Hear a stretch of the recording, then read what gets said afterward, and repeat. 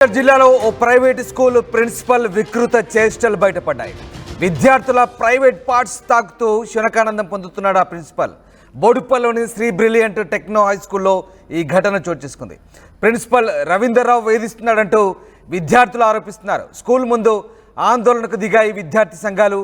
ప్రిన్సిపల్పై POCSO case కూడా నమోదైనట్టుగా తెలుస్తోంది. మేడ్చల్ జిల్లా Rachakonda commissionerate Medipally police station పరిధిలో ఈ దారుణం జరిగింది. Boduppal Sri brilliant techno high స్కూల్లో విద్యార్థులపై కొన్ని సంవత్సరాల నుంచి ప్రిన్సిపల్ రవీందర్రావు లైంగిక వేధింపులకు గురి చేస్తున్నాడంటూ విద్యార్థి సంఘాలు ఆరోపిస్తున్నాయి.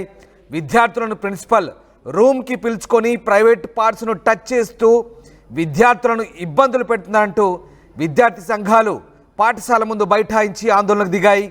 ప్రిన్సిపల్పై చట్టపరమైన చర్యలు తీసుకోవాలంటూ విద్యార్థి సంఘాల నాయకులు కోరుతున్నారు. పాఠశాలకు చేరుకున్న పోలీసులు ప్రాథమిక విచారణ చేస్తున్నారు.